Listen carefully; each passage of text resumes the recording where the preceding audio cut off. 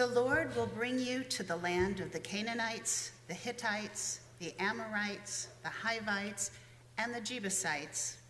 It is the land that the Lord promised your ancestors to give to you, a land full of milk and honey. It sounds so easy. I'll give you the land. All you got to do is just go in and claim it. Woohoo!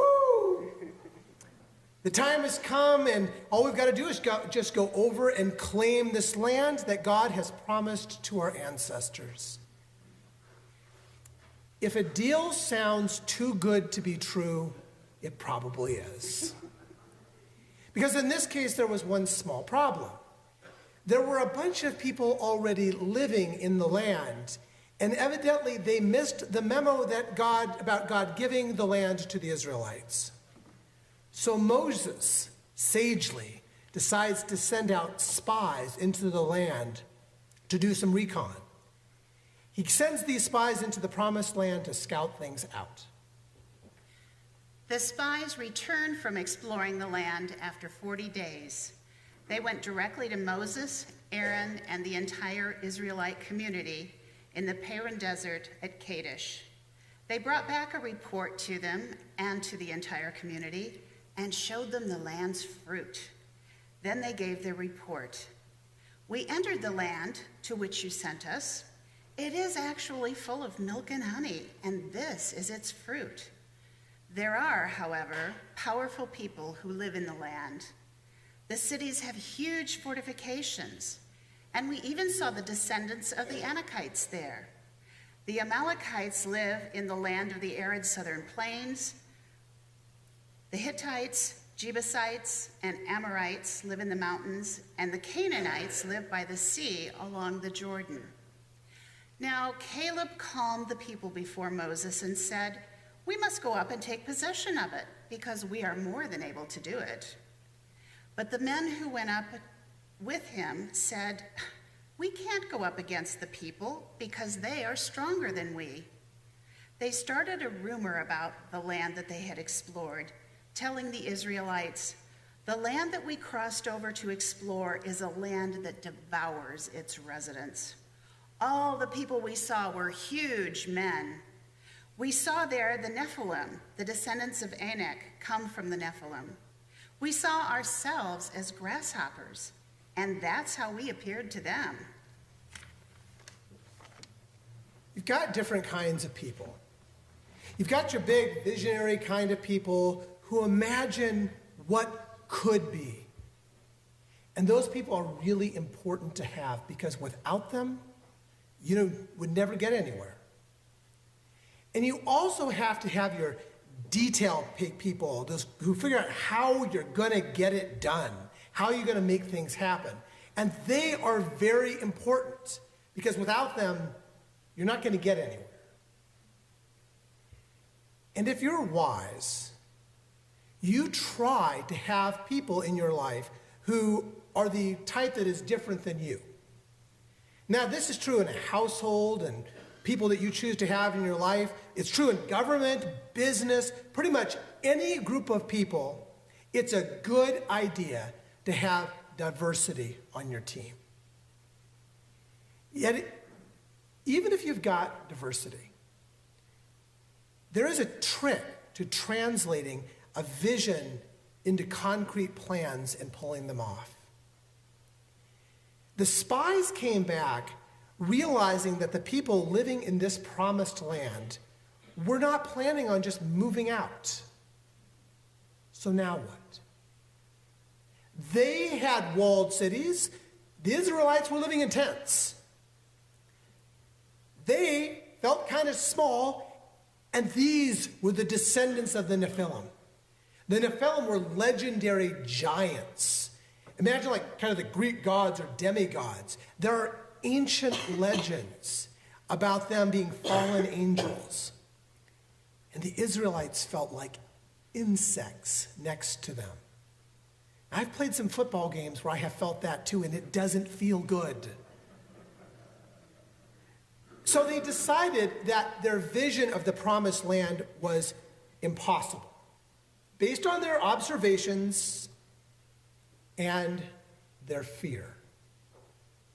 They rejected the vision that God had given to Moses.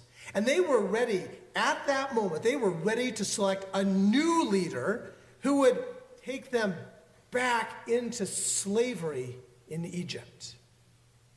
Well, I tell you, after that children's message, that has some impact too. They were ready to take themselves and their families back into a time where they would lose all of their freedom.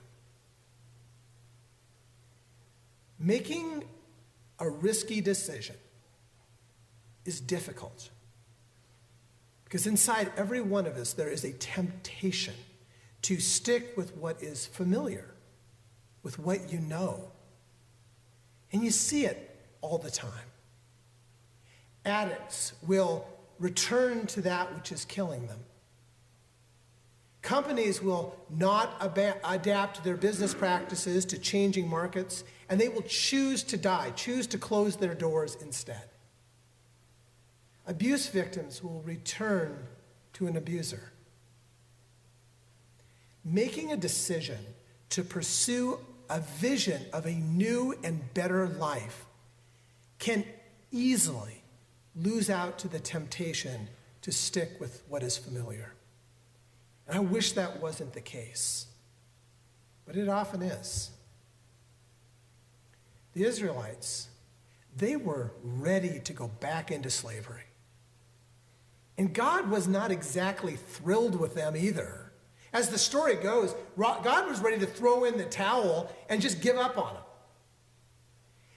Anytime that you decide that you are going to pursue a new vision of a new and better life, fear and temptation will do their thing.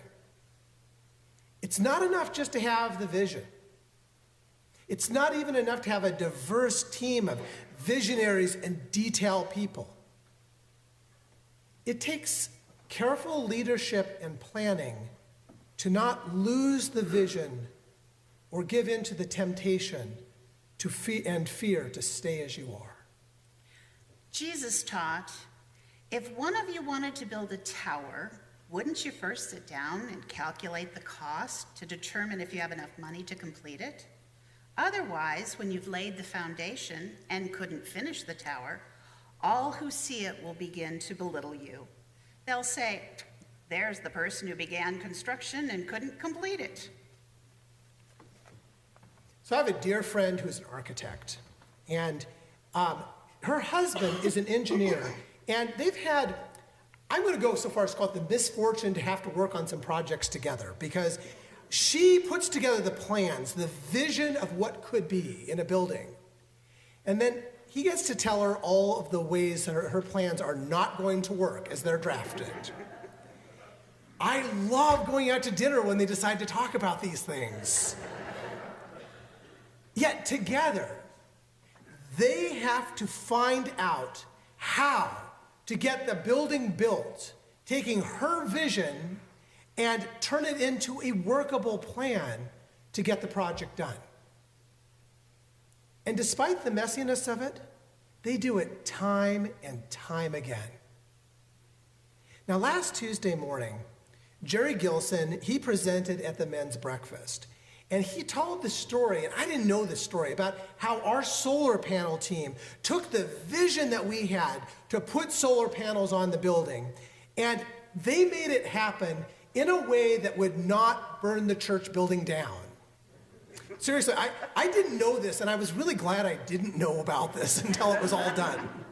And I just want to tell you how glad that I am to have a team who took such care in investigating the details of the exact kind of connectors to be sure we didn't use the connectors that burst into flame.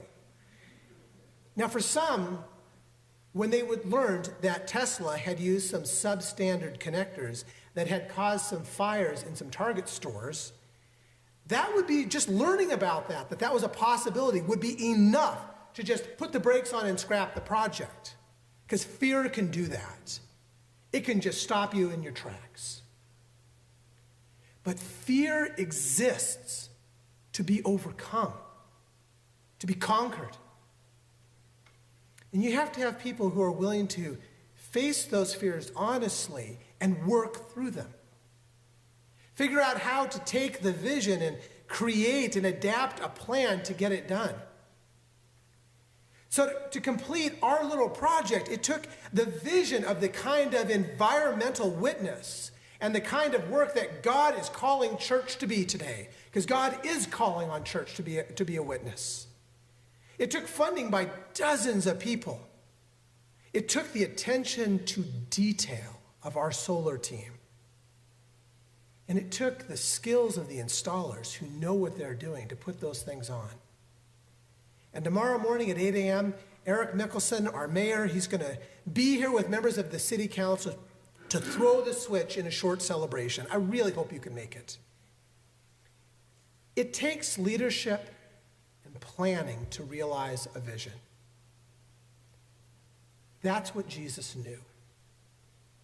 He was trying to teach his core team of disciples the skills they would need to be the kind of leaders to take his vision after his death and resurrection and to build his church so that that church could be a blessing to the world.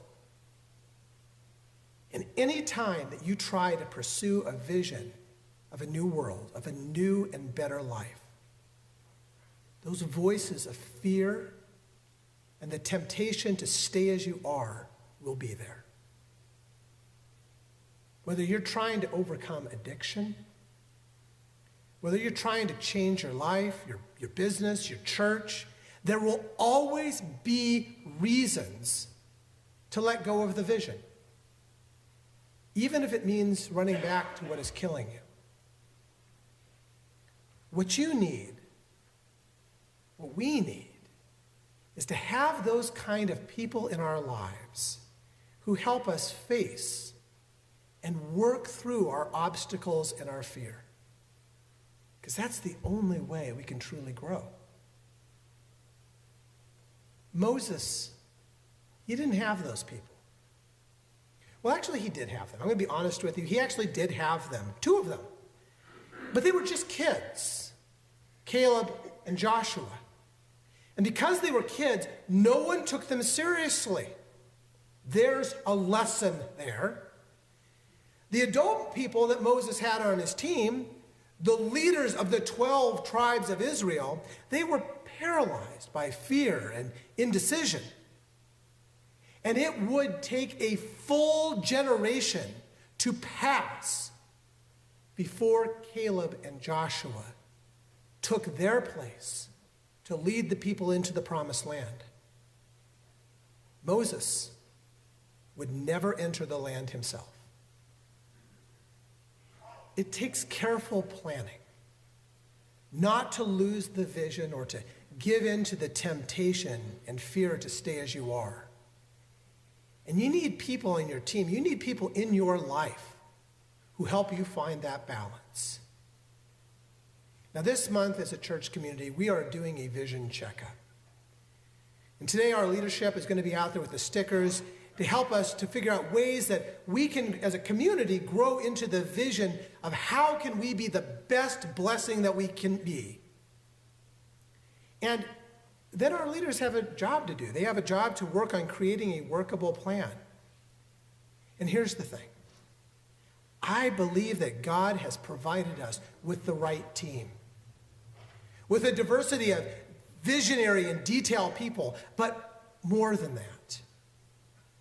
We have people with the balance, not to lose the vision or to give into the paralyzing temptation to do nothing.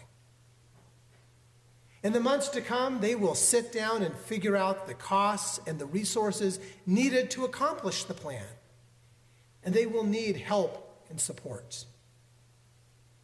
Because everyone, be they a church leader, a spouse, a parent, we all need to have people in our lives who help us face and work through our obstacles and our fears.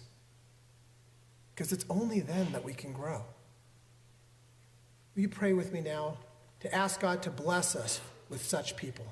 You pray with me. Holy Spirit, bless us. Bless us with people who lead us toward a vision of a better life, of a better world, of a promised land. Bless us with people who help us to figure out how to bring that vision about. And Lord, give us courage. Courage to face fear and to conquer it. Bless us to be your people, a people who are called to be a blessing even when it's difficult, an example of hope that this world needs. Amen.